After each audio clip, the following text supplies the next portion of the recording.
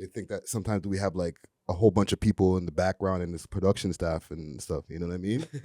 But like, and then they get here and they're like, Hey. "Oh, it's just you." You know what I'm saying? Nice. Let me get a quick mic check from you. What up? What up? What up? Hello, Okay. hello. Test us. And you can bring the whole stand over to you. You know what I'm saying? All right, yeah. Perfect. Ba. Perfect. You ever think of starting a podcast? You're a person with opinions. You know what I'm saying? Yeah, you know what? I think I see myself more as a podcast guest, and the reason why I say that, and I think you'll appreciate this, is like I know that to be successful in any podcast is going to take massive levels of consistency. Yes. And I think that there's elements of things that I'd like to be consistent in, and like, you know, I'd like to have consistent YouTube videos, I like to have consistent all that, but you know, people always want to start a podcast. Yeah. You know what I mean? And then they realize how much work it is, and they're like, oh, I don't know, you know? Like, have you never tried it before? Like, you know, maybe like a couple of you and your buddies are like, yo, let's try it for a couple of weeks, and then like 2-3 weeks pass, and then it's like, Yeah, I tried it. Like I tried to do kind of like a bit of a spiritual one at one point, and I got through a few, but it's like, you know, I did it with people too, and then the other people were like, oh, I don't know about this week. I'm like, you got to do it every week.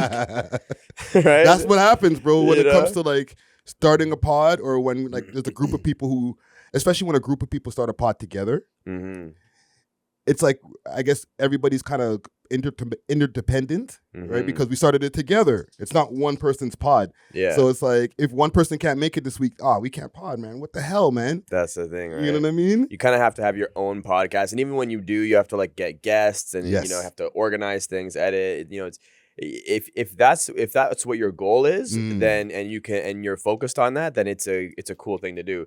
But if you want to just sort of play around with it, it's kind of like streaming with video games. It's like you can't just do it as a hobby. You got to look at it like a job. You know? It definitely is. And you know, we're gonna get into my actual interview questions, but the thing is with you're consistent. Yes. You know how to do consistent. I've been consistent for like a decade. Yeah. It's just, I guess, what you want to be consistent in. Right. I think moving forward, I definitely want to start getting more into YouTube, and you know, I've been doing TikToks. I was doing TikToks like since the pandemic started. And, But I think like I definitely want to start just getting more consistent in making those kind of videos, and doing more YouTube stuff, because I think that's where a lot of money is, in the YouTube stuff as well. Yeah, because I see you posting shorts, or like short form, like the vertical content. Yeah. But I don't really see you posting like videos on YouTube, like a vlog video or something like that. Yeah. I don't know. Even like when I make music videos and stuff, I'm like, I don't think about making full songs. Yeah. I think about like 1 minute reels. Because your music videos on YouTube look like reels. Yeah. That's crazy. Yeah. Well, let's get into the conversation here. Right. You know what I'm saying? Well, let's continue the conversation. It's your boy Friday Ricky Dread here with another interview for your head top. Before we get into it, I want to give a quick salute to a couple of the sponsors right here. Big salute to Diamond Club. Diamond Club got some of the best loud all across the GTA and delivery all across Canada. Make sure to hit them up on their Instagram page, diamondclub_Canada, and you could use the code WeLoveHipHop if you want a little discount. If you want some of that blem, steaming hot grabber. You smoke grabber? When I was smoking, I would definitely mix it with grabber. Yeah, I don't know if it's this. I know it's more than a Toronto thing, but I know it's definitely a Toronto thing. It was a big, you know what? When I went to Jamaica, it was a big thing in Jamaica too. Jamaica and or Toronto. Yeah, it's a big grabber thing. Well, you know, if y'all want any grabber in the GTA, make sure to hit up Steaming Hot Grabber. They got all different types of grabber flavors and ways that you could dispense the grabber. Hit them up on their Instagram page, Steaming Hot Grabber, and use the code WeLoveHipHop. Last but not least, big salute to Only Loud for all my people in Ottawa. They got same-day delivery for all my people in Ottawa of the legacy brands of some of the best piff. And they're going to start doing same-day delivery over here in Toronto. Make sure to hit them up on their Instagram page, Only Loud Canada. And you could also find them on their website, onlyloud.ca. Nice. So, you know, I like to interview artists and all different types of artists. But this gentleman that I have here is a multifaceted artist. He's like a Swiss Army knife of content. You know what I'm saying? So, love that. I love that. You know, we have social media manager, somebody who can put you on to what superfoods are, somebody who can spit hot fire, you know what I'm saying? Like, not just like some like raps that are, with no offense, like melodic, just mumbly rap type. Like this nigga spits bars, okay? With no further ado, I would like to welcome back BEAU Pinto in the building. Thank you for coming through, brother. Oh man, thank you for having me. That's so cool. I love that. Thanks for the intro. No, man, like we had the thing over at the old studio. We were doing workshops. Yeah. And you were teaching one of the classes for social media. Yeah. Thank you for that, by the way. Oh yes, of course. That was fun. That was a really, really dope session right there. And I got to learn a lot myself as somebody who's been in the social media game for a while, right? One thing before we even get into it, how do you know Frosses, bro? I feel like everyone kind of knows Frosses. I don't want to leave her, and if you're not my bro or don't know Frosses, don't hit my phone for a feature. Yeah. He's one of those guys that no matter where you go, he's there. And yeah. He has an ear and an eye for like where things are going to happen and what things are going to pop up. And I actually met him at a King of the Dot event. That's what my next question was, in the battle rap stuff. Yeah. So, yeah, I mean, I've been doing battle rap since like high school, like and rapping and battling since high school. And then I did a battle in King of the Dot in Montreal years ago. And I lost that one particular battle. But the guy that I battled, we ended up becoming friends afterwards, and I lost like $100 on that battle. Yeah. But I when I went to Halifax, like later, I got to meet Pat Stay, rest in peace, Pat Stay, and I got to meet the other guy that I battled, and he bought me dinner. So I was like, we're even now. Give me the name of who you battled, because I know the battle rap scene. His name was, I don't even know what his rap name was. It would have been Maximus something, like Maximus Black or something like that. Okay. Halifax. So he's his name is Jeffrey Johnson, but he does like streaming now, and that was his last battle, right? Oh, really? So he stopped battling after that. I don't know. I'll take credit for that, although I know that wasn't the reason. Yeah. I know I did it, right? But he went in. Got really successful playing video games, like major money. He has multiple properties now off of it. Wow, wow. And for the people who don't know, right? Because we're very heavy on the Toronto rappers. A lot of times, my videos that get a lot of the most views are like the most gangster rappers. So I want to like get people acquainted with you, right? What do you do besides like? Give me a list of the things that you have under your umbrella of things you do. So, I mean, I do a lot of things, but I think some of the main things that I focus on right now is just everything that you would need to like make a music video is the things that I can do. So even my buddy of mine, my buddy Arpe, he came into my house the other day and we were just chilling and I was like, yo, you want to make a beat? He's like, all right. So we made the beat. And as I'm making the beat, he's writing the song, right? And I write music too. So again, everything you would need. And as we're writing the music, he's writing it. I finish the beat. He finishes the song. I'm like, you want to record it? He's like, yeah. I'm like, all right, let's get it recorded. Yeah. He goes on the microphone. I start mixing it up afterwards, right? And then I'm like, right as I was done, I was like, you want to make a music video? He's like, now? I was like, right now. Why not? Yeah. Right? We go outside. We start filming. He sees his buddy in the shisha shop. He was like, let's go check out my boy. So we stop in the shisha shop. I film a couple more clips there. As he's finishing his drink, talking to his boy, I'm editing the music video. Wow. Right? So, and this is just from like years and years and years of wanting to be creative, but like not wanting to wait for people. And I think that the biggest challenge that I have listening to my friends who are rappers or musicians now, and it's part of the reason why I started rapping again, was because I would see them and go, I'm going to do this, but I have to wait for my music. I have to wait for my beat guy. Or I have to wait until I get money for the studio. I have to wait to get money for promotion. I'm like, I want to know how to do every element of that. Yourself, yeah. Right? So right now, if I want to make a song, I don't wait for nobody.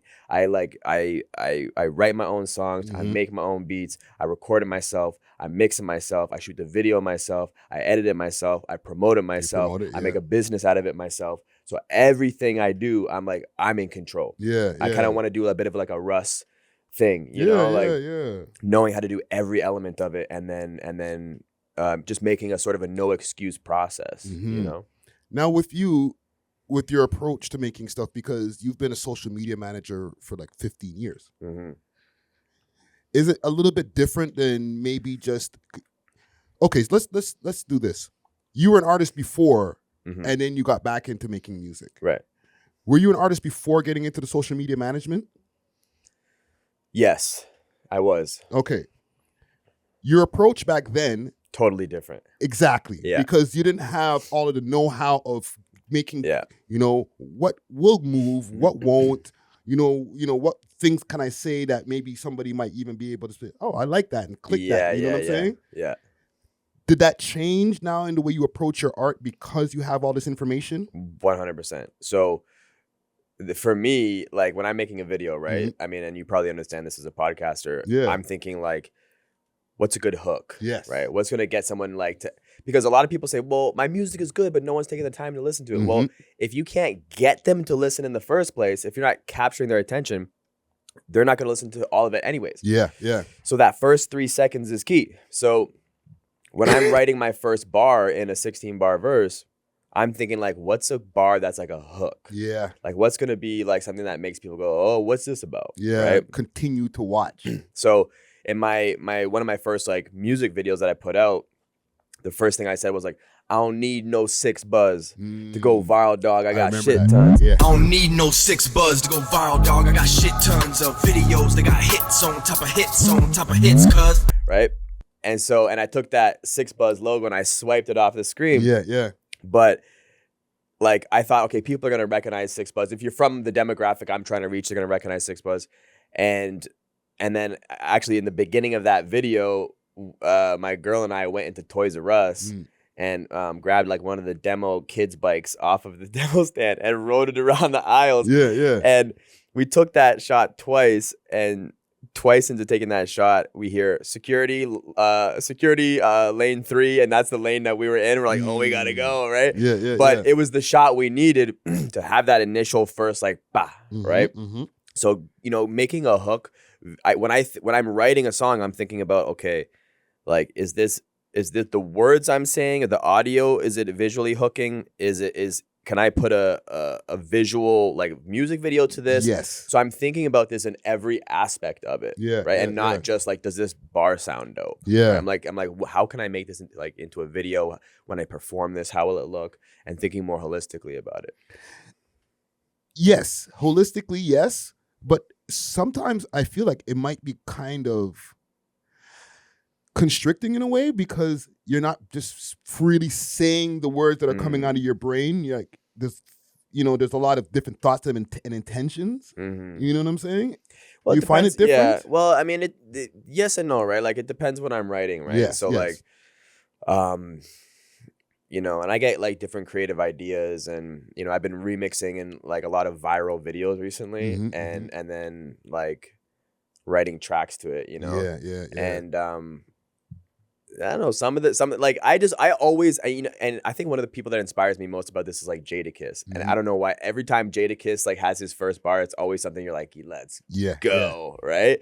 So I like to have that first bar really coming out strong, and that was always something I did.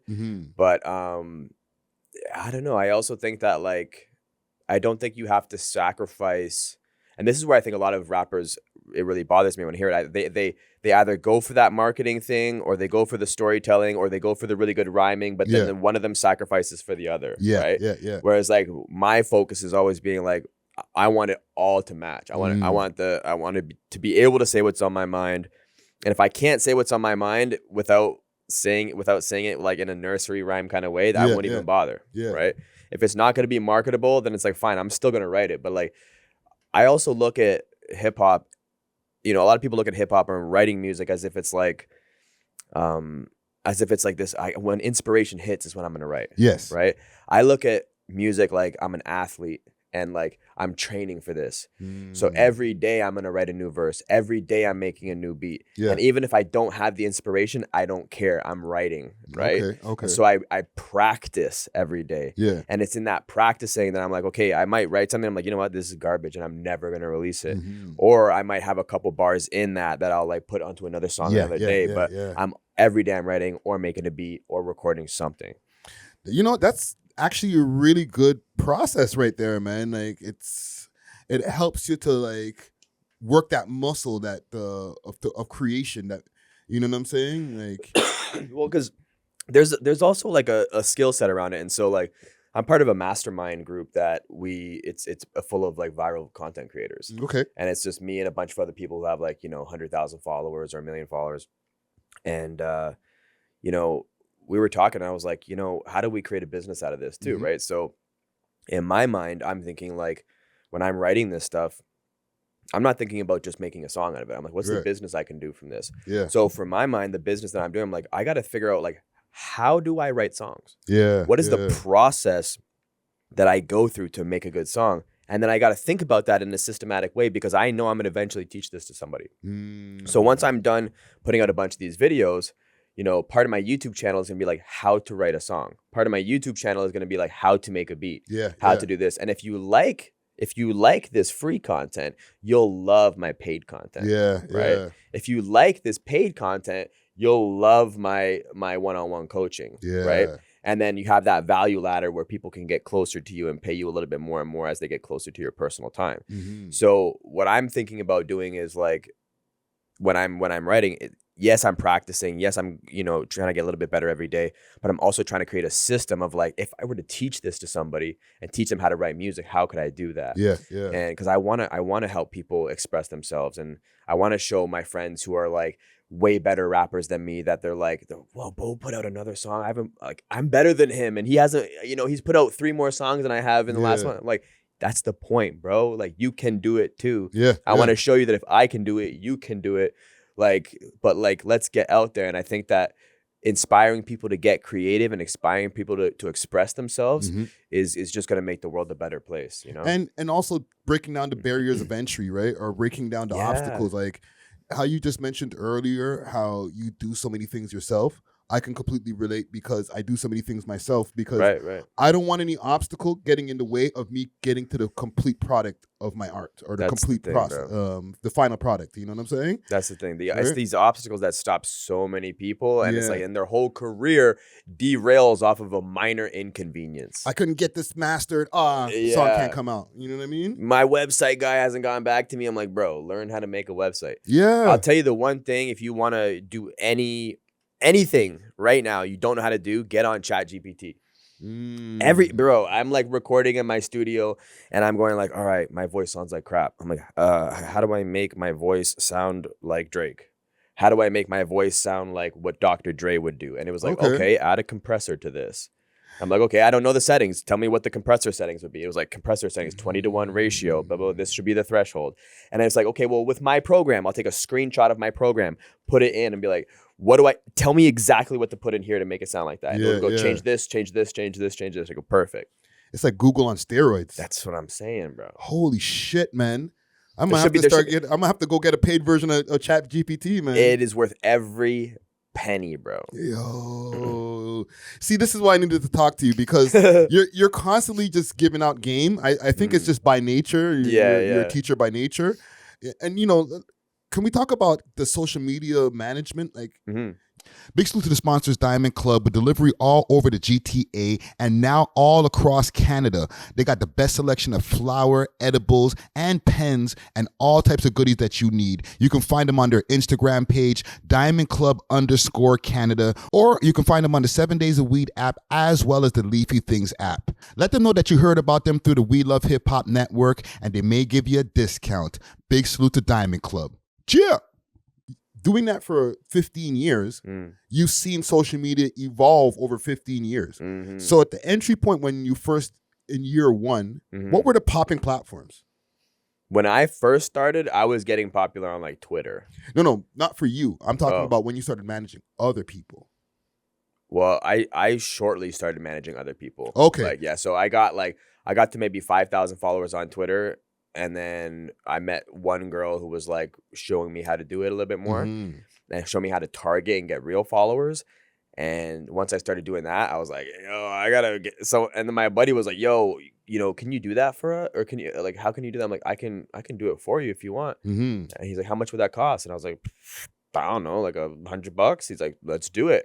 And then that guy told his friend who told his friend. And then his friend told someone who had 6 friends. And then now I'm doing it full time. Right. Yeah. So, but like I was right away out with Twitter for me. And it was just Twitter at the time that was popping. It wasn't, because the gram wasn't around 15 years ago. No, it was Twitter. It was and Facebook, Twitter. Basically. Yeah, I wasn't really doing much on Facebook. Like Facebook was there. And I think YouTube was probably still pretty prominent, but like Twitter was where I was able to like control the process of growing. Wow. Right? Like, and I could crazy. not just for myself, but for other people too. That's crazy. Just even to think of the landscape at that time and not the lack of social media platforms that there was at the time.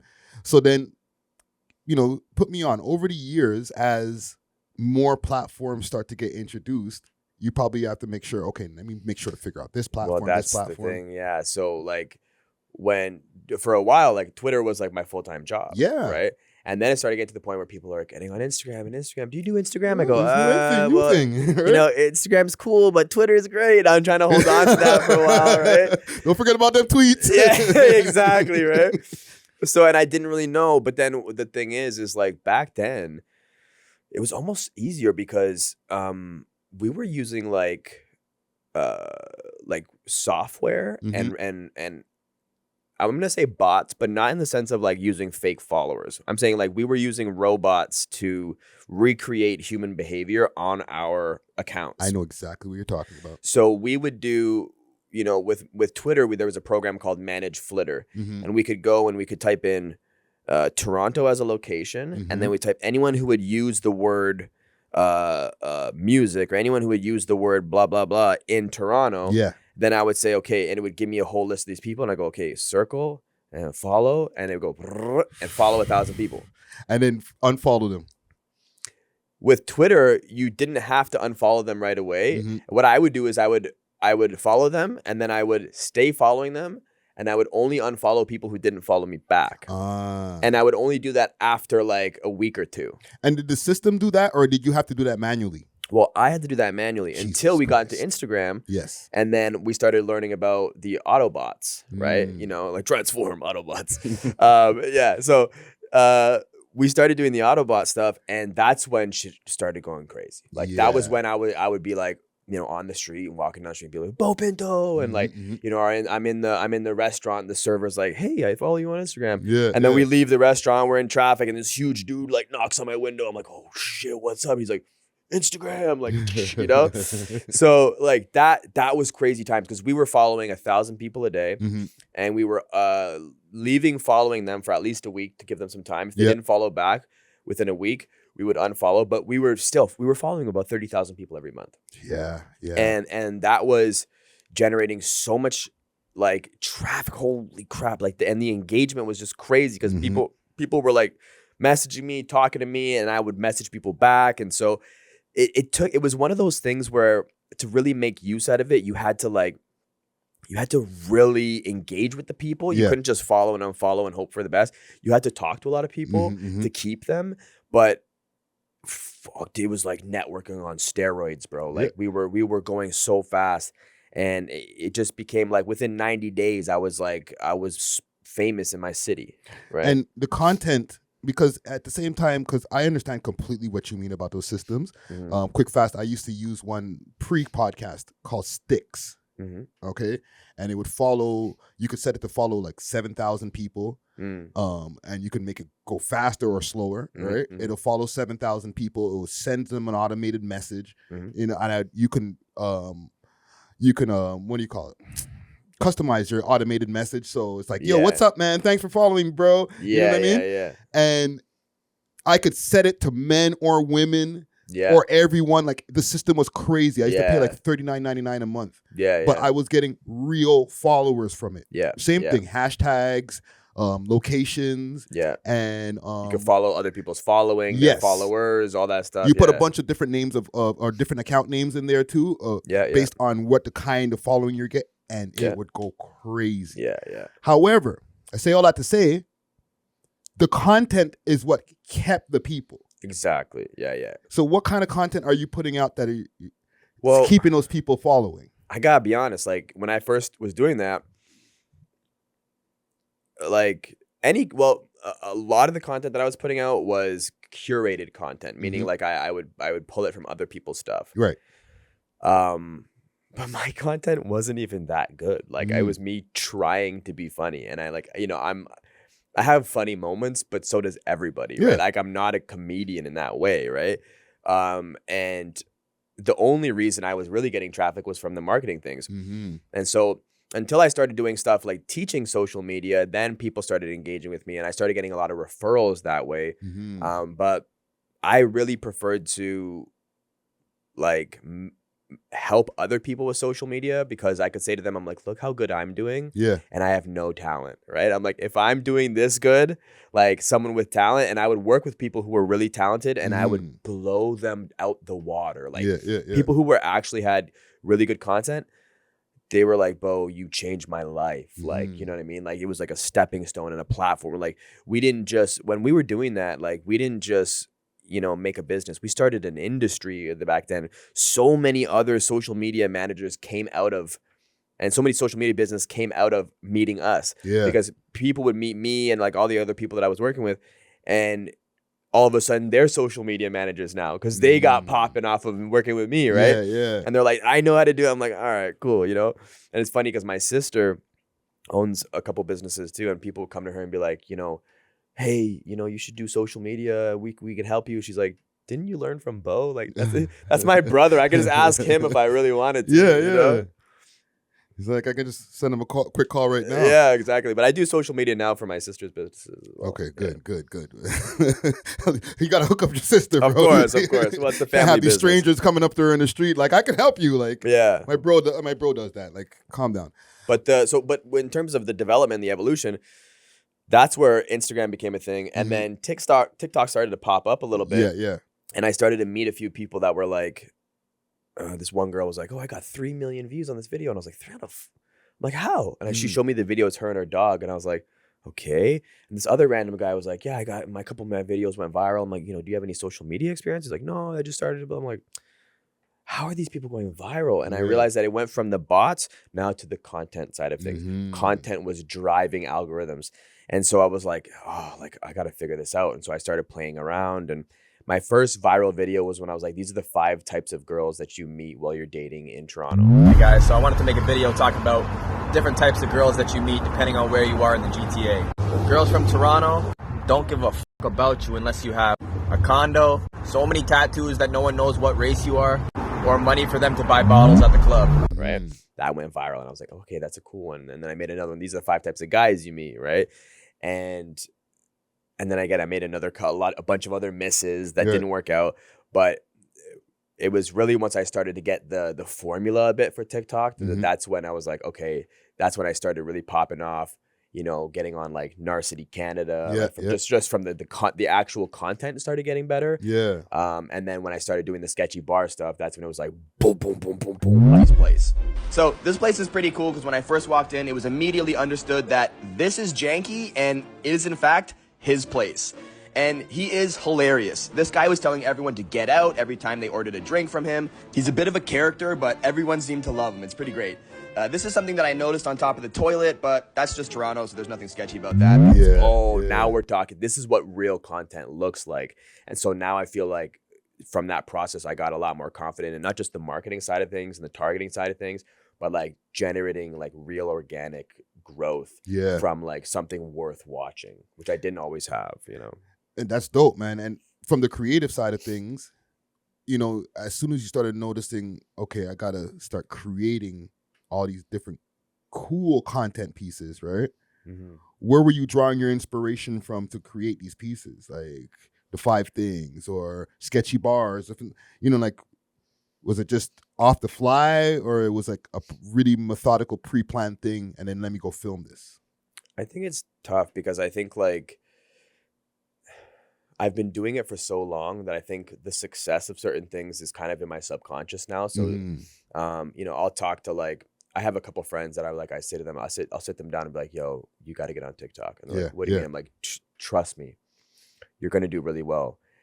And I'm like, I can see for you like at least 100,000 in your first 3 months. They're like, I don't know. I'm like, dude, listen to me, man. Sure enough, the same people that I told are at like 1 million followers now on TikTok, traveled out to LA, you know, my other friends like 200, 300,000 doing his music on there. I'm like, I told you, bro. I told you, right? And I'm like dead accurate on this stuff now because I can sense it. I know what's gonna work. And I think like, so there's certain elements of just like, it's a subconscious grouping of all the things I've learned over the years. But I think like, I've also taken a couple courses on how to make viral videos now. So I know that there's a bit of a formula, you know, but I think the main thing that if someone's like not sure what to do, the best thing you can do is go and like type in on TikTok or YouTube or whatever, type in what's working in your niche. Right. And then look at like what's getting the most views and the most likes in the most recent months. Right. And so you're going to learn a couple things. You're going to learn trends. You're going to see what's going on. Right. But what you want to do is look at these videos and reverse engineer them. So you don't want to copy the video completely, but you want to reverse engineer like the elements of it. So for example, if you see a video that says like, here are the top things to do in Toronto if you're looking to have a good time and go out, right? Watch that video and go, okay, how many times does it switch to a new clip? Within the first 0.3 seconds, it switches to a new clip. And then every 0.5 seconds after that, it switches to a new clip. The title text on it. What is the title text saying that's grabbing people in? What grabbed you in the first place? Exactly. Like try to copy the title, the visual title, like the visual written hook without copying it exactly, but understanding why it's important. Then you have the visual hook, like what is visually happening there, right? So I've been trying to make a lot more like viral music videos, right? Where I remix viral videos into a music track, right? And when I first started making them, I was making them just like the viral video playing, and then like me sort of like in a split, like in a screen with like my Fruity Loops session on the side, and it wasn't going anywhere. So I was like, okay, I got to go and check what's working. So I go on like Trinix, right? And Trinix sells all these where they remix the same things, right? And they have a split screen, right? And they have a split screen. They don't even have any title texts, but they have a split screen and they have the MIDI and they have their keyboard. So they're showing the people we're the ones doing this. So for me, when I first made that video, I was like, oh, it looks like I'm just dancing to this. People don't know I made this, right? So my next video was me with the MIDI controller. And the thing is, I actually don't even use a MIDI pad. I make it on Fruity Loops, right? But I'm still hitting the MIDI pad being like, see, this is me doing it, you know? I got the keyboard there. I don't even use a keyboard, right? So I'm like punching all this stuff in. So, but I want them to see I'm the one doing this. And then the split screen of the viral video on the bottom. And then I even look at their hashtags that they're using, right? Because the algorithm is picking up everything. The algorithm picks up visually what's on there. It picks up the text that's on there. It picks up the sounds you're using. It picks up the effects you're using. It picks up the words you're using in the description. It picks up the hashtags. It picks up everything. And that culmination of everything is what creates the viral effect. So if you reverse engineer those videos that are doing well, then you're going to find out like, and you got to be very specific, right? Like, again, like what's their visual hook? How many seconds does it take? So when I was doing the sketchy bar videos, if you'll notice when you look at those videos, the structure of that video, like once I got one that worked, the structure of that video repeated nonstop. All of my sketchy bar videos are the same. It goes, I'm on a mission to try the sketchiest bars in Toronto that you're too afraid to go into. Right. And then it's a shot downwards of my feet. And then it's me walking and panning up to the bar. And then the next shot is me walking into the bar, looking kind of sketched out. And the camera is always under my face. Because that is the one that worked. That process worked. And so once I do that, and I have the sound was always the same, everything was always the same. So once I have that formula, I repeated that formula, right? Because you got to go with what works. And if you don't know what works, copy what's working for now in your own artistic style. You know what's really dope about that? These things are it's really important information for the audience to know, right? Like a lot of those things that you were breaking down, like about the algorithm, I know this and it applies on all platforms. Like YouTube does the same thing. Like looking at the thumbnail. They're comparing the thumbnail off of a database to see where they can push it to. They're looking at the literal text on the thumbnail to see, okay, what audiences are going to like this. Like all these things is super important information. Yeah. One thing also, your aunt helped you get into this too. I want to take a quick break from this episode to give a big shout out to Only Loud, Canada's one-stop shop for your favorite legacy brands and all things loud. Only Loud provides mail order delivery nationwide and same-day delivery to those in the Ottawa area. Check them out at onlyloud.ca or follow them on their socials, Instagram at onlyloudcanada or on Snapchat onlyloud.ca for more exclusive content. Only Loud is not just a product, it's a lifestyle. Big salute to the sponsors. Cheer! She showed you about an app. Can you break that down for me? Yeah, this feels like a Nardwuar interview right now, right? Oh my God. Yeah. So before I ever got into anything online, I was like, what Andy are you talking about? That's hilarious. Before I got into this feels like a Nardwuar interview. Congratulations. That was awesome. I try. Before I got into anything social media wise, it was because my aunt showed me this app and she was like, this is an app that you can go on Google, you can type in any type of shopping, the thing that you're shopping for, and whenever you type it in, it will help you find the best price. Right. And I was like, okay, cool. I'm like, so how do I make money? She goes, well, you give away these apps for free, and when people use them, if they buy anything, you get a percentage. And I was like, okay, sweet, right? So I call up, 40 of my friends and I'm like, you got to download this app. And they're like, is it a virus? I'm like, no, trust me, just download it, right? So I get 40 of my friends to download it. I'm like, yeah, go on there, click a bunch of stuff, see what's good, And so I do that. 40 of my friends download it. They're all shopping with this My Shopping Genie. And the next week or the next month, I get a check for $50. Right. I'm like, dope. That's awesome, right? After that, I don't give out any because I'm just like, I'm feeling lazy. But the next month, I get another check for $40. And I'm like, wait a second, when I get another check, I didn't give away any more apps. So I called the company and I was like, what's going on? Like, I got another check. And they're like, well, the people are still using the app. And I was like, so that was the first time where like residual income clicked in my mind. And I was like, oh my God. Like, and it was about $1 per person. So I was like, if I can get this to 1 million people, like, how do I'll make $1 million a month and I won't have to do shit. Like, so I started talking to all my friends who had, big Twitter accounts and people who like were doing that kind of stuff. And that's really what drove me into social media in the first place. And then I started doing the King of the Dot magazine because I actually started working with them because I was like, oh, okay, I think I know some of these guys. I used to love King of the Dot back in the day. And that was like, shout out to Ganny.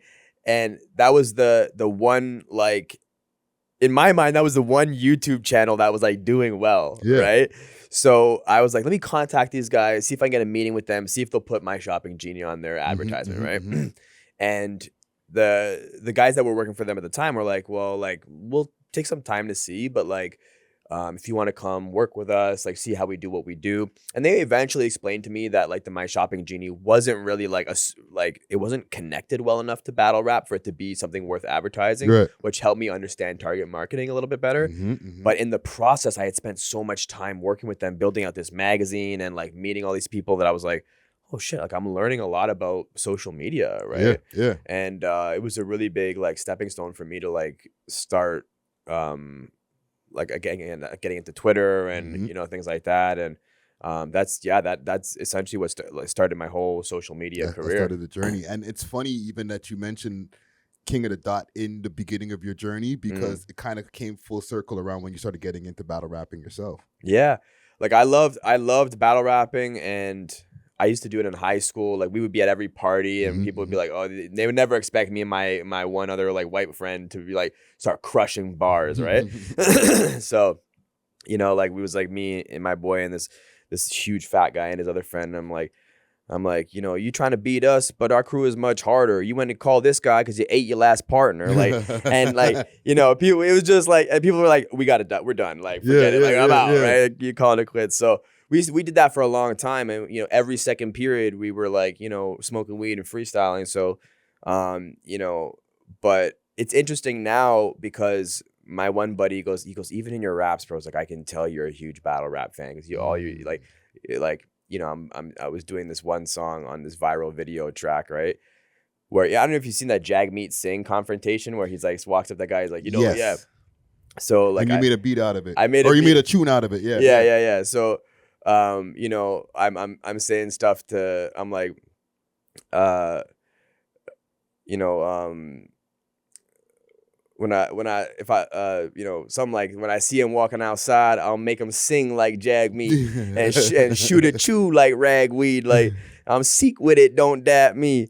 And just all these like punchline bars, right? And I'm like, you know, what did I say? Like something about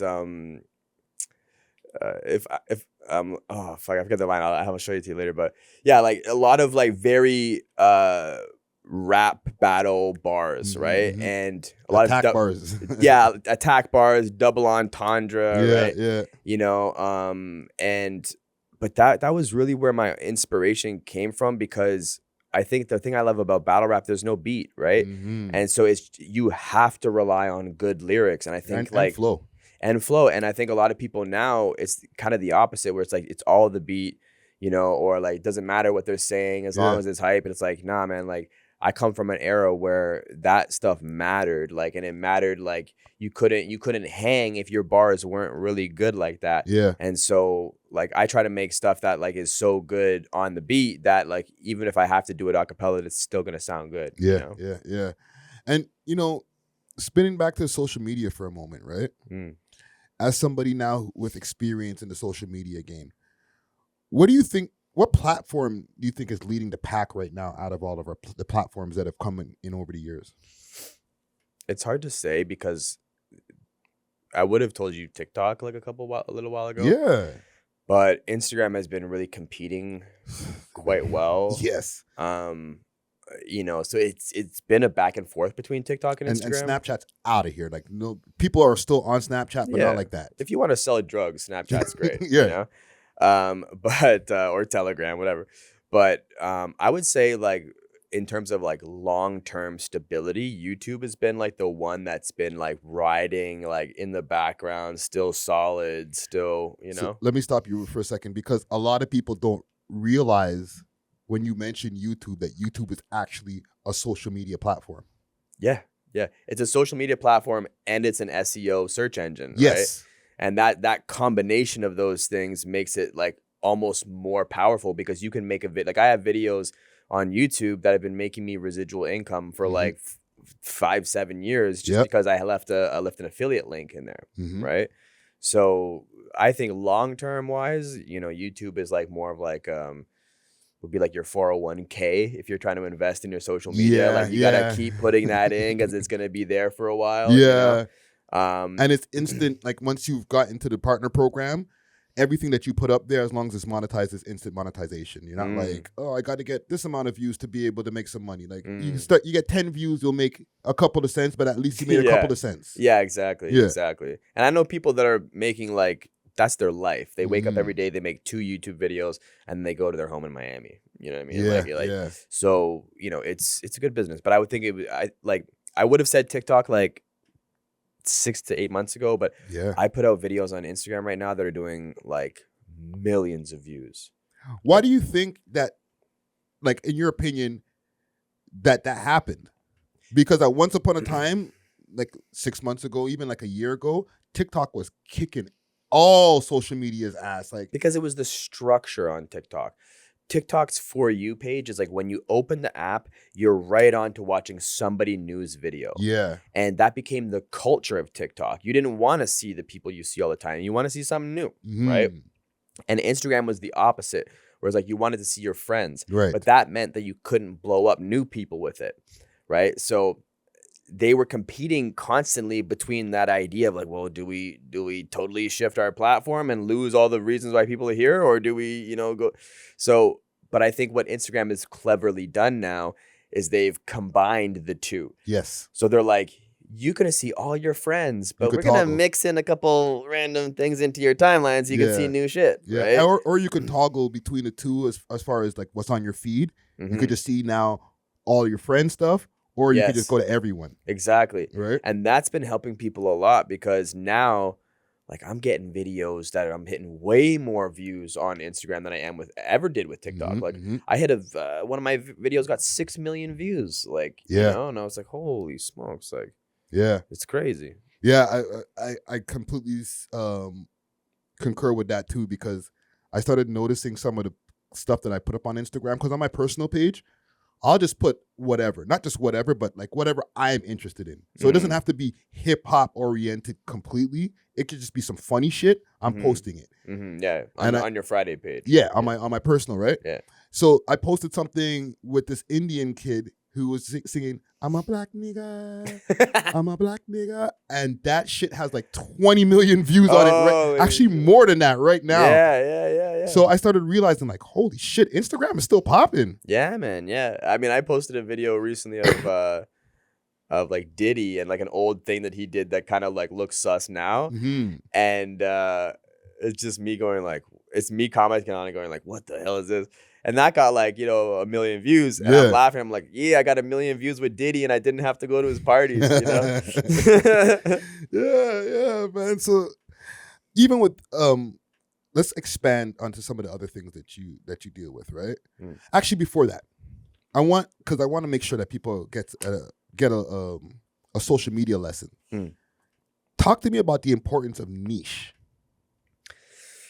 See, I'm a tough person to ask that because my niche is always changing. But I think, your niche is changing because you're going into niches in the first place. You're not nicheless. Well, that's true. That's fair. I would say like the more dialed in you get to something, the more the easier it is to get followers. Right. So that's why I started my new page. Like I started Butterfly Influence Media, and that's my media company, and all of my music stuff goes on there. Right. And then my and just like with you having like We Love Hip Hop. Yeah. Right. That stuff goes on there, and then you have your personal page. So I am doing that a little bit more because like there's an element of if you want to niche yourself to like your personality, you can do that. But it's going to take you longer to build that way. Right. Because you have to find people that just love you for you, which is a little bit more difficult to do. Right. Especially if you're a multidimensional person, right?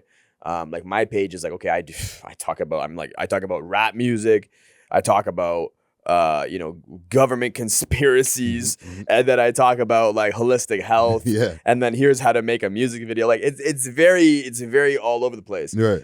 So my growth is going to be a little bit slower than somebody who just focuses on one thing, because somebody knows, okay, if I come on here to watch this is what I'm going to see. I don't have to worry about this guy's personal opinions. The workout guy. Yeah, exactly. Right. So, but if you do start to niche yourself, like I know again, it's really tough for some people because they're like, well, I don't want to like bubble myself in or whatever. Yeah. And but like you're gonna see some massive growth. But like niche yourself for long enough that you're gonna grow something. Like when I started doing the sketchy bar reviews and just doing more like reviews of like different like restaurants and stuff like that, within like 2-3 months, maybe 4, 5, 6, even like I got like an extra 10,000 followers on Instagram, right? And so like. And then niche into that. Now, the problem is going to be is like, it's kind of like, when you think of like, Elaine and George and Kramer on Seinfeld, right? You don't, it's hard to see them doing any other roles after that because everyone knows you for that, right?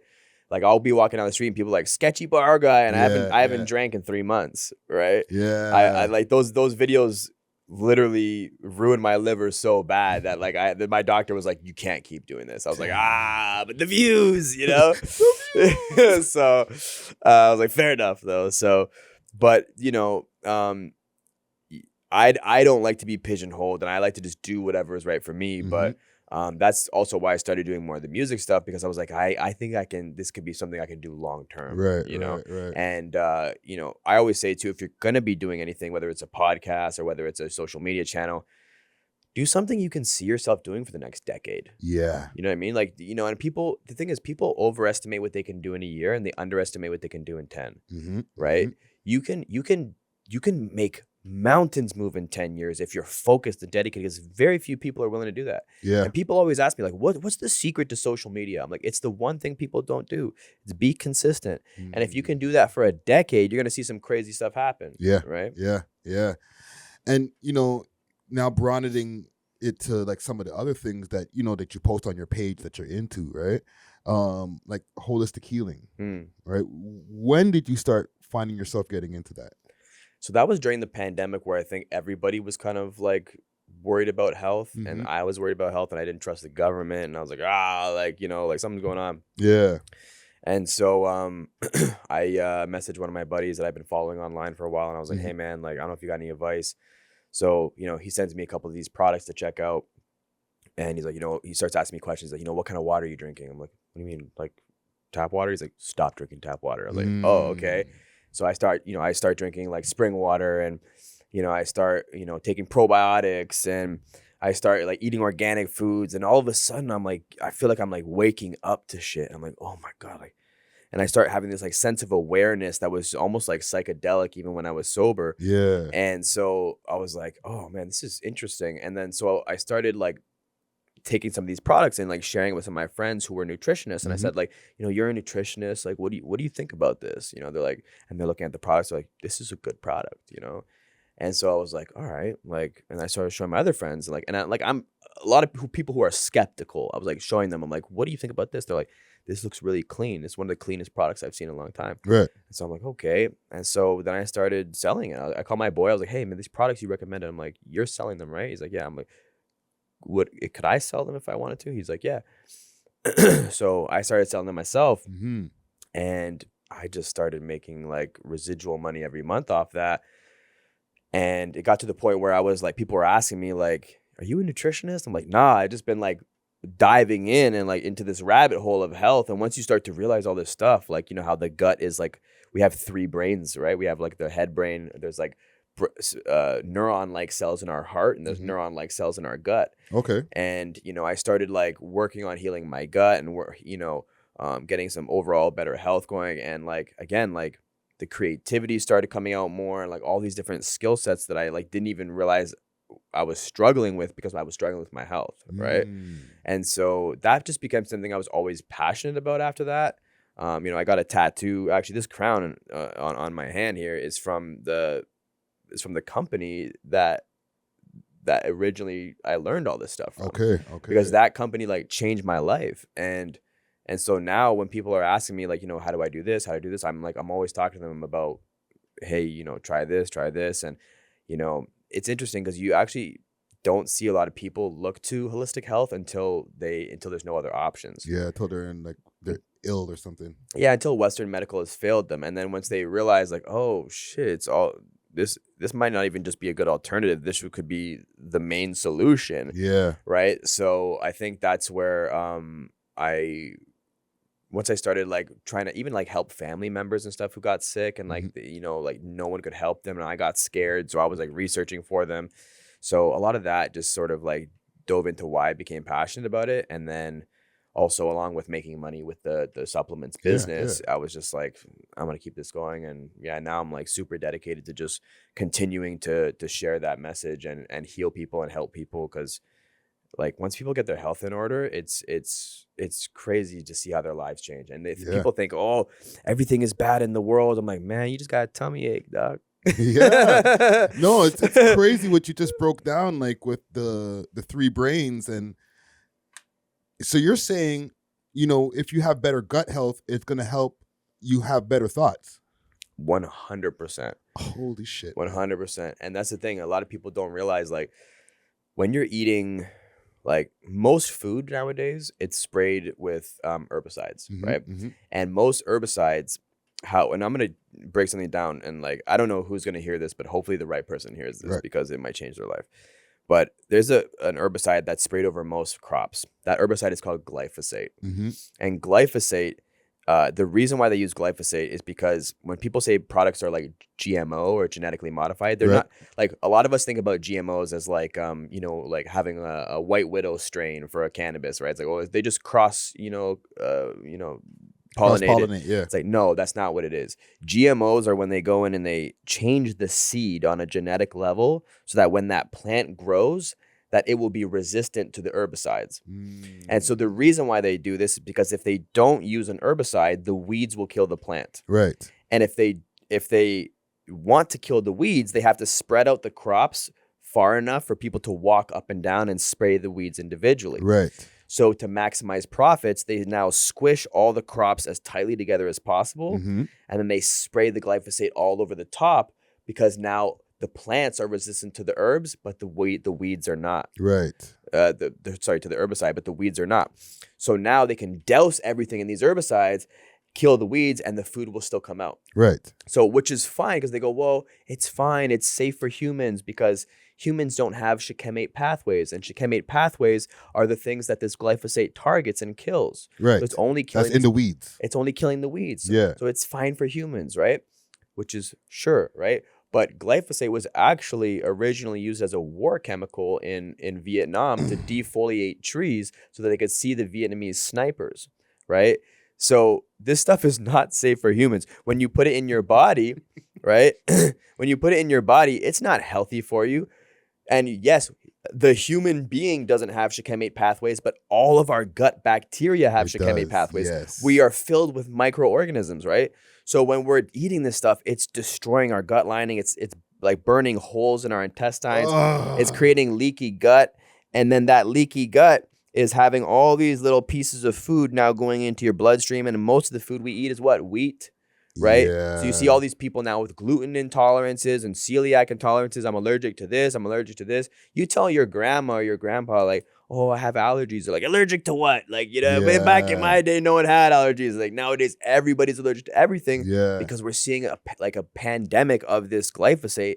It's not only destroying our guts, it's destroying the soil. So it's making all of our food lose nutrients because the soil uses like microbacteria to put nutrients into the plant. Mm-hmm. It's crazy. That's so wild, bro. That's why so many of the younger generations, Gen X, Gen Z, are now dealing with way more illnesses, allergies, EpiPens, all these things that were I didn't really see when I was a kid. I'm a 40-something-year-old man. I'm almost 50, so I didn't see this shit. Because that stuff goes into your bloodstream. Mm-hmm. That stuff is not supposed to be in your bloodstream. It's supposed to be in your gut. But, and so when it goes in the bloodstream, your body goes, there's something in the bloodstream, attack it. Yeah. And then every time you see a peanut after that, you're like, the body goes, it's the thing that attacks us. It's like, no, that's just the peanut that was in your bloodstream because it leaked from your gut. Oh, so then, okay, one more thing on that, because holy shit, man. Yeah. Like I just broke down, I'm an older man, so I didn't have glyphosate. Yeah. Sprayed on all my shit when I was younger. Mm-hmm. But now as I'm getting older, it's getting sprayed on all my shit. Mm-hmm. What did that do to, let's say, somebody who, hasn't been ingesting it from the time of birth, but, start ingesting it later? Like, is it going to make us get older, I guess, for lack of a better term, is badder? Yeah, like again, like it's gonna have an effect. I mean, obviously, it's gonna have an effect on anyone who takes that stuff in long term. Yeah. But the thing that you can do to reduce that basically is to focus on more organic foods. Mm-hmm. And then the main product that I was buying and selling was called Biomedic, and Biomedic was like this like herbal like capsule that was a pre and probiotic, but it was designed specifically to remove glyphosate from the body. And so it like re-heals your your gut lining and stuff like that. So there's ways around it. It's not the end of the world, right. Although to be honest, it is pretty apocalyptic how they're doing everything. And there's a lot of people who would even argue that like, oh, it is safe, and we wouldn't have the food supply that we do if we weren't for glyphosate. And to some degree, they're not wrong. I think that if they stopped using it, the amount of people that wouldn't be able to be fed, or that the prices of things would go way up. Yeah. So it's a hard thing to think sword. about, but at the same time, if you are having gut issues, and it depends on all of your other factors, right? I think probably honestly the best factor for health is if you're happy. Yeah. Right? Because stress causes so much stuff, right? Facts. If you can be happy, you're probably gonna live pretty long. Yeah. Yeah. Listen, man, for all your people out there, watch out. That Big Mac is going all through your bloodstream now. It's not just sitting in your gut, man. Holy shit. Yeah. Talk to me about superfoods then. What's a superfood? Big salute to Steamin' Hot Grabba with a variety of different Grabba flavors and dispensers. They got red rose Grabba, that red herring Grabba, and peanut butter. Hit them up on their Instagram page, Steamin' Hot Grabba, and use the code WeLoveHipHop and receive a discount on your order. Again, you can find them on Instagram, Steamin' Hot Grabba. Now let's get back to the show. Cheer. So superfood is just like a food that's generally more nutrient dense than like a traditional food, right? Right. So a carrot might have like, a certain set of vitamins and minerals, but then you might have something like spirulina or even like blueberries or acai, things like that, like that are like much more rich in like the amount of vitamins, minerals, antioxidants, things like that. So the other thing too is like when you're trying to like lose weight, for example, or people are trying to get healthy, you have a certain amount of calories per day that you can take in. And I think like a lot of people will take in, let's say if you take in 2,000 calories a day, right? Your body needs to be able to pull nutrients from those 2,000 calories, right? And if all you're eating that day is something that's really like light in nutrients, you're gonna feel really full, but your body's not gonna be able to pull the things it needs to function, right? So if you can fit into that 2,000 calories, and 2,000 calories is being modest. Like most people are eating 2,000 calories on like one meal. Like a Big Mac is probably like 1,500, 1,800 calories, right? It's like your whole day in one thing. So, but again, if it's not able to pull those things, then your body's not going to have the fuel it needs to function properly. And so superfoods, what that's doing is saying, okay, we understand that we're living in a very like mineral deficient society in terms of the food we eat, even the soil right now.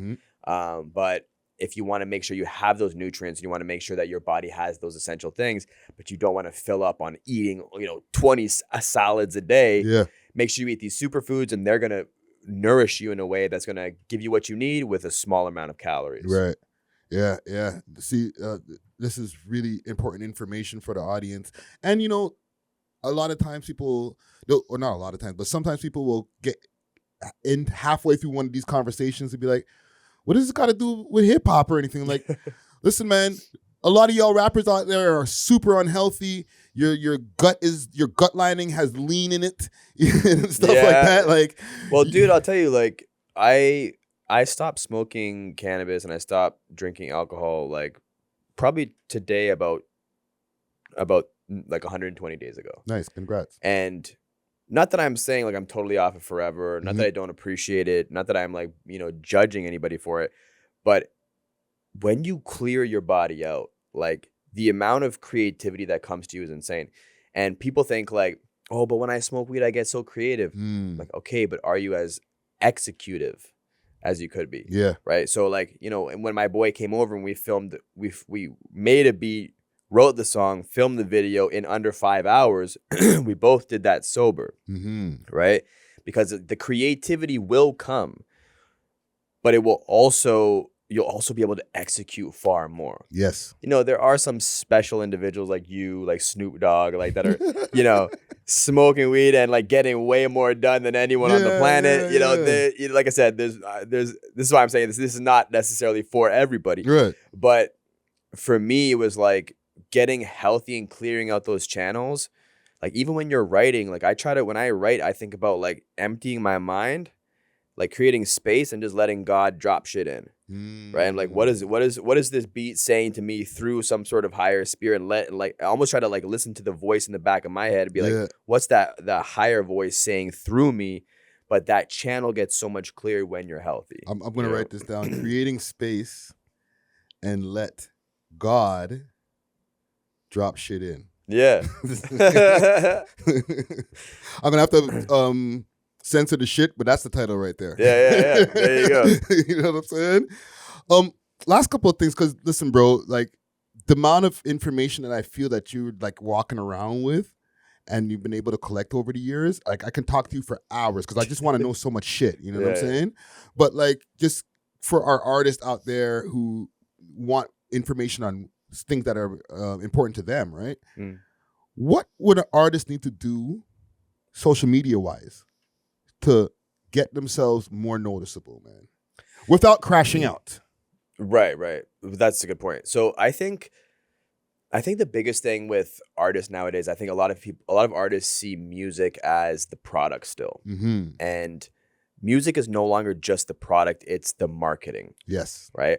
And so alongside of your marketing, you need to have other tools that are going to bring people in, right? So you can't just have like, you know, videos of you doing this is my music video, and here's another music video, and another music video, and another music video. Because if people don't know you, they're not going to care, right? You know, a big element of like what made Eminem so popular is that when people listen to his music, they also knew his story, right? You know about his mom, his girlfriend, everything. Exactly. And then you have other people, you know, again, like some of the best rappers that I love listening to, I know about their personal lives. And I'm not saying you got to, you know, give away your whole personal life to people, but at the same time, you got to put your personality out there a little bit more. Yes. So a couple quick tips if you're an artist and you want to, you know, get yourself out there on a bigger level. Please. Number one, social hijacking, right? So social hijacking is taking what's already working and using that in your content. So, you know, if you're a rapper, for example, right? And a video just went viral of a certain beat, or a video went viral of somebody, a rapper doing something, make a duet of that video and comment on it. Yeah. Right?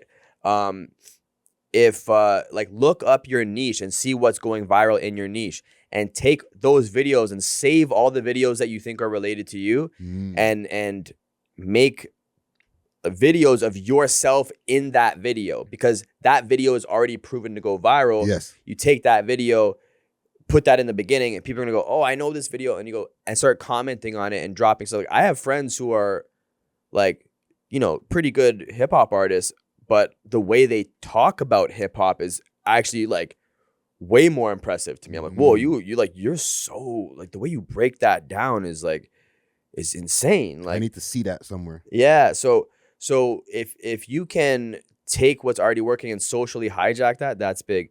Another thing is, you know, there's the teaching element of stuff. If you want to teach certain things online, that's a big one. Yes. Making lists of things, like here's the top 5 things, the top 3 things, blah, blah, blah. That's a big one. You know, some people will have that it factor where they can go in and just say stuff, and people will like that. I wish I was that person. I'm just not. In my mind, I like to tell myself I'm that person, but I know, like, I've had a few of videos where I'm like, oh, I'll just say something and then it just hit. Yeah. But most of my videos I have to plan out, right? And so, you know, planning out things that are gonna like attract people in, like, and getting creative and thinking outside the box. So, if you're a hip hop artist, you know, going like, there's people who say things and there's people who do things. Yes. So when I say that, I don't mean like, you know, some people walk the walk and some people talk the talk. I mean, like, there's some people who literally go on cam and talk. Yeah. And there's some people who get filmed like going out Doing shit, activities, right? Yeah. I'm at the bar, I'm at the club, or I'm at an event, I'm on a red carpet. Yes. That's my content. Exactly. And so going and doing activities, you know, you can be an expert in a variety of things. You can be a role model expert where people just look up to you because they look up to you. You can be a reporter expert where people are like, you're just reporting on other stuff. Or you can be a results expert where you're saying, hey, I went from point A to point B. You know, there's one guy who I watch a lot on Instagram right now called 1111. Yeah, salute to him. And he does, like, you know, these are the things, if you're from Toronto, if you're from Brampton, you definitely know this stuff. He's such a great example of that because he mixes it up where you can see him talking, his personality. You see all the little listings. Yeah. And he's an R&B artist. And I will listen to his music because he makes me laugh and all the other things. Nice. Right? And you go to his bio and click on the link. Exactly. Right? So that's a big thing. And like, just like letting people see the story more. I think people need to become better storytellers online and not so much of product pushers. Not to be like, here's my video, here's my CD, buy this, download my thing. Like, nah, like, go on and tell your story. You know what I mean? Like, if you are dealing with like court issues and all that, like, you know, obviously without, you know, incriminating, talk to your lawyer, right?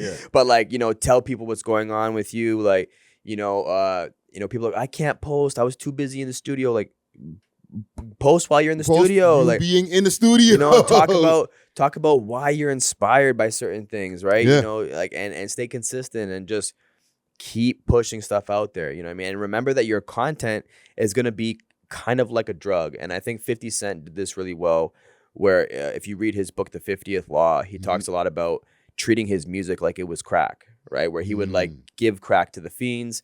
He would get them to rate it out of 10. And if it wasn't anything but a 10, he would ask, well, how do I get it one more up? Yeah. And he would do that until they were like, yo, this is a 10.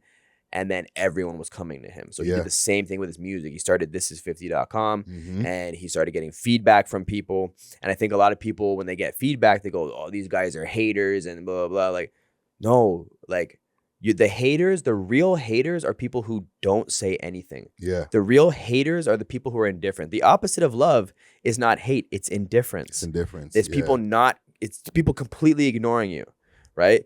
Your haters are going to be the only people. They're like your friends who are real honest, right? Like I had a guy online one time when I promoted a video and he goes, yo, you sound like Logic. This stuff sucks. And instead of me going like, oh, what a hater, I was like, oh, I should promote this to people who like Logic more, right? Because it's information. You're a hustler, bro. You know what I mean? You're smart. Like dude, there's man. some people who are going to hate and say stupid shit, but there's a lot of people who will just give you real honest feedback that your friends never would. Yeah. Right? So using that to your advantage. When people throw bricks at you, build houses with it. Yeah. You know? No, I rate that, bro. Listen, man, anybody who's watching that part right here, you might need to rewind it and start taking some notes, because I've had conversations with multiple artists like, yo, you just need to post more. A lot of the things that you said, like let people see more of your personality, and then people will start clicking on your music. And another thing that I want to make sure that we highlight is the fact that the music isn't the product anymore. It's not. Like best case scenario, it's the marketing, because when the music is on, music is one of the only things that activates most of the brain. Yes. Right?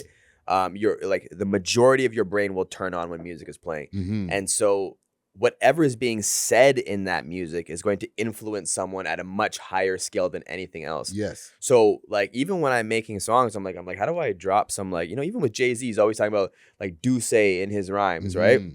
Because he knows if he talks about it in the rhyme that people are gonna want to pick it up. Yes. Right. So, you know, it's the commercial for the show, the real show, whether that be like, you know, in-person performances, whether that be merch, whether that be, you know, the businesses that you have on the side, right? But ultimately, like the business is no longer selling CDs. It's you're not selling records anymore. Like you're selling personality. You're selling personality, and there should always be a back end infrastructure that you're just driving people to using music, using all these things, so that they end up purchasing the real business, whatever that may be. Yeah, right? yeah. You use your personality to drive people to the product. And the one thing I'd say too is if you want to do music full time, is look at a product or a service that could be your back end infrastructure that will pay you on a monthly basis. So whatever it is, like something that gets sold on a monthly basis, whether it's a package, whether it's something that delivers value regularly, if you can start selling those, the first month, and this is what I learned from that Shopping Genie thing, the first month you'll get, let's say, you know, 10 sales, right? And then the next month you get another 10 sales, but now you're not just at 10 sales again, you're at 20 sales. Yeah. And then the next month you get another 10 sales, you're at 30 sales. Yeah. So it stacks, and then it creates residual income coming in. And once you have, let's say, $5,000 every month coming in, and you don't have to go work for that, you can do music all day. It won't matter what you do, right? It won't even matter if the shit don't hit. That's what I'm saying. You're literally doing it now just because that's something you love. Exactly. And usually when you do it like that, it's when things start to happen. Yes. Like I went to the Remix Project one time, and they had Manny Fresh show up there, right? And it was a very small group. And I said to Manny, I was like, hey man, like with all the success you've had, like, you know, how do you stay hungry? You know? And he goes, it was never about success. He goes, some of our biggest songs that we made, like, you know, the Still Fly song, right? Yeah. He goes, we just had fun making it. He goes, and the ones that we took so serious, it like usually went nowhere, right? Yeah. Like the ones where we were having fun and having a good time, that's the ones that popped, right? And so that for me, again, has been a big like motivator of like, okay, I'm gonna get my money right, get my residual income. Now that I'm more savvy business-wise, I can do music better because I feel like I can do it with more of an open heart. Yeah, no pressure. Mm-hmm. Yeah. You come up with good shit like that. Yeah, man. Listen, man, I had to bring BEAU Pinto in here, open up the jewelry store for the people, them, you know what I'm saying? Yeah. What do you got coming up next? We're at the end of the year, 2024. We're going into 2025. Do you have like a 2025 plan, or is he just rolling with the punches? Honestly, I think the biggest thing for me moving forward is just like putting out more music videos, putting out more music in general. You're gonna see a lot of like, again, 1 minute songs from me, just reels basically. And I don't know, I just been having like a lot of fun with it, a lot of fun with writing, because I think sometimes too when people hear me rap, they're not expecting it. Yeah. They're like, oh, wait, what? You did this? You know, I'm like you yes. rap too? Yeah. I'm like, I can do this, right? So I think like, again, mostly because I have a lot of friends who are really good artists that are way better than me, and I would like to see them rap. So I will just keep rapping until all my friends are like, all right, I'm a rapper now too. I'm like, all right, now that you're back, like, okay, I could, we can do this together. And are you working on an album? I would say not really. And the reason why I'm saying not really, because again, working on the album would mean that music was the product. Right? So I would make an album if it was requested. Right? If I had people go like, so if I make a 1 minute track, right? And people go, love this 1 minute track, you got to make this into a full song. Yeah. And I get 100 people saying that. I go, okay, now it's a full song. Now you make a full song, right? Yeah.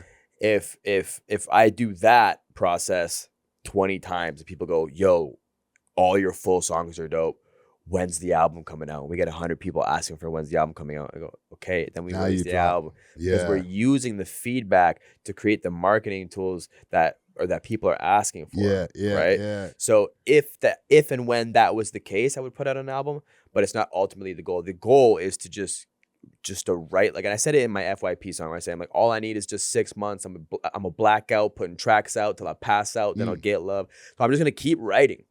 And I keep writing every day until people are like, what? Who's ghostwriting for this guy? He's always coming up with something new. And so I want to keep putting that out. And I think the YouTube channel is going to be a big thing where I'm going to be teaching people a little bit how to make beats. I'm going to be selling more beats. I'm going to be putting out a lot more like music videos, but then I'm going to be shooting the behind the scenes of those and then showing people how I made those music videos. Yeah. Because I think there's a lot of people that, like, again, I could charge people to shoot a video for them, and I do, but to me it would be cool to be like, yo, you have no equipment, no skills, no nothing, but you want to make a video? Let me show you how to do that. Yeah. No excuses. I'm going to get that creativity out there, and I'm going to do it for free on YouTube.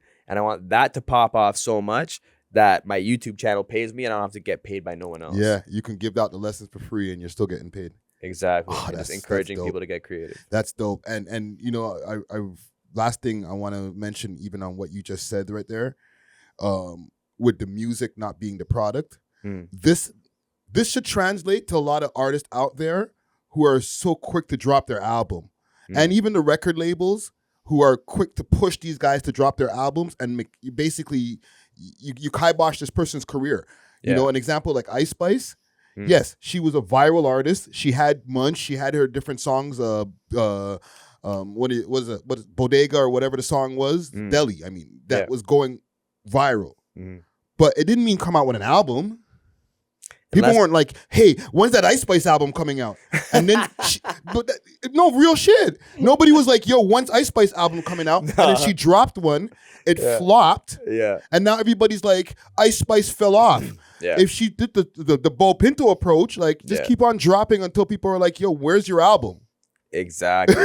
You got to drop based on demand, right? Yes. And people are, well, should I do this? Should I do this? I'm like, I don't know what you should do. But if you keep dropping, you'll find out. The people will tell you. People will tell you. And this is why you can use the haters, right? Like, people say, oh, I got these haters and they don't know. I'm like, bro, like, take notes, dude. Like, if don't delete the comment. Read that shit. Read it and be like, okay, actually, you're right. That did look shitty on that. That I could have fixed that, right? Like, and I always say, I'm like, don't worry about like what's going on in your video, like, and what you could have changed, but like only worry about that when you're making your next one and you need to figure out how you're going to improve on that one. Yeah. But for now, make the video, put it out, and get that feedback as soon as possible. Yeah. You know? Because the feedback is the data to what to do with the next. Exactly. Basically. And be relentless. Like, I get obsessed. Like, when I'm making a beat, for example, especially off like a viral video, I made one recently off this like crash out video. She's like, you know, don't crash out, crash out. And I started trying to put that to a beat. And I can't get the melody to fit with any of the samples. I'm like, oh, this is fucking pissing me off. Like, and dude, I was up till like 3 a.m, just like, and I went to bed, and I was like, oh wait, I can just get that sample. So you know, I'm back up to the thing. So, you know, you got to get obsessed with it, and like hungry. And I talk about this a lot about having a bulldog mentality. Do you know why bulldogs are called bulldogs? No, because they're small, but they would kill bulls, and they would do that by jumping and grabbing on their neck, and they just would not let go until the bull bleeds out. Right. And that's the way that you got to approach your music and like putting out content is like latch onto that thing and do not let go until your music is out there. Yeah. Lock in for as long and as hard as you have to. Get obsessed about it until everything you need to get done is done. And that's not just with music, that's with anything. Yes. With all forms of especially creative things, latch onto that shit and don't let go until that shit starts to give you something back, bro. Exactly. Listen, man, I really enjoyed this conversation here today, brother. You know what I'm saying? I appreciate it, man. I feel that the audience will get a lot of jewelry from this. Like I said, you might need to rewind some parts of this interview here and take some notes, okay? For any artists out there or any creatives out there who are trying to find their way in this creative world that we're in, man. BEAU Pinto in the building. Before I get out of here, I want to give a quick salute to the sponsors. Salute to Diamond Club. Hit them up on their Instagram page, DiamondClub_Canada. Salute to Steamin' Hot Grabber. Hit them up on their Instagram page, Steamin' Hot Grabber. And salute to Only Loud. Hit them up on their Instagram page, Only Loud Canada. BEAU Pinto in the building. We are off of this. Deuces. We love hip hop.